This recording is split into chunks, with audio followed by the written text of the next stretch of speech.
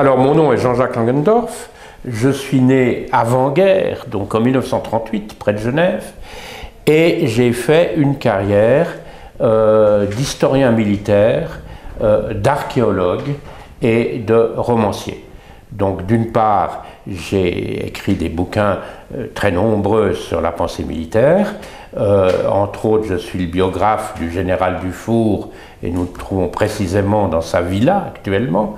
Je suis aussi le biographe du général Guisan, qui a commandé l'armée helvétique durant la Seconde Guerre mondiale, et je suis le biographe du général vaudois Jomini, qui a été un des grands penseurs militaires du XIXe siècle. Monsieur Jean-Jacques Langendorf, vous êtes l'un des biographes attitrés du général Dufour.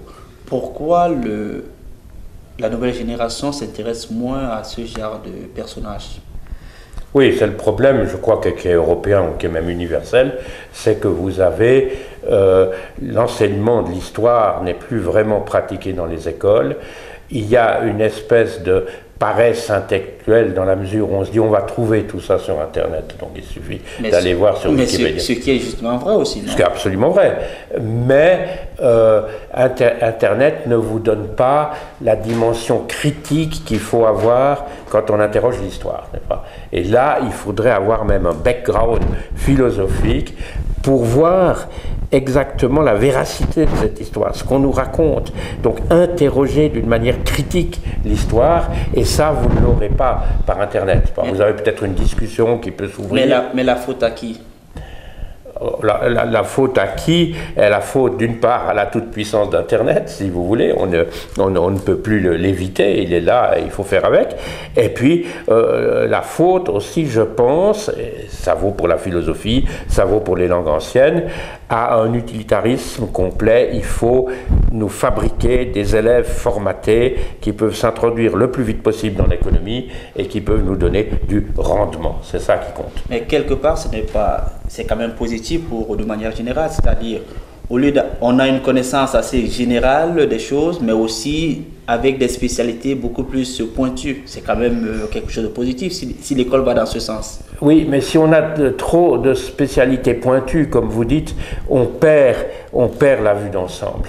On perd le pourquoi et le comment, et on devient, dans ces cas-là, très, très facilement malléable et perméable à toutes sortes de manipulations. Donc il est quand même bon d'avoir, je pense, un solide fond de culture sous forme critique. C'est ça qui est important. En d'autres termes, la nouvelle génération n'a pas trop de culture alors? À part quelques éminents fous d'histoire, etc., c'est vrai que sa culture est, à mon sens, décroissante par rapport à ce qu'elle était il y a une cinquantaine d'années, par exemple. Alors, la grande question, vous venez à peine de sortir votre dernier livre qui s'appelle Une digue au chaos. Ouais. À qui est-ce que ce livre s'adresse? Puisque si la nouvelle génération s'intéresse moins à ce genre de choses, ça veut dire que votre livre n'est pas adressé à cette génération aussi. Non, alors là, faites attention, parce qu'il y a brusquement des choses qui peuvent intéresser la nouvelle génération. C'est clair que Dufour, Guisan, c'est abstrait. Ça s'intéresse pas. Mais là, la nouvelle génération est concernée, puisqu'il s'agit du problème de l'obligation de servir, et par conséquent, elle est immédiatement touchée, puisque tous les 20 ans, les gens de 20 ans devront passer un conseil de conscription, seront pris ou pas pris dans l'armée. Donc là, il y a quand même un problème fondamental qui se pose, qui concerne directement la nouvelle génération. En 2 mots, qu'est-ce qu'on peut retenir de ce livre? Que c'est un excellent livre. Voilà, en 2 mots. Au-delà de ça. Oui, au-delà de ça, eh bien, c'est simplement les arguments que je développe à partir d'exemples historiques mais actuels de la nécessité d'une armée de milices non professionnelle. Merci, M. Jean-Jacques Langendorf. Je vous remercie.